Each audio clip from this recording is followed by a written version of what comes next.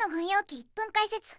97式エ爆撃機は1937年に正式採用された日本陸軍の総発爆撃機で、航続距離と運動性に優れ、初期の中国戦線や太平洋戦争初期に活躍した高高度性能と精密爆撃力を備えたが、防御火力と装甲は不十分で、戦争後期には迎撃機に対して脆弱となった各種改良型が登場し、特攻機としても使用された。長距離進行と爆撃精度に優れたが、防弾性が低く、後期は損害が増加した。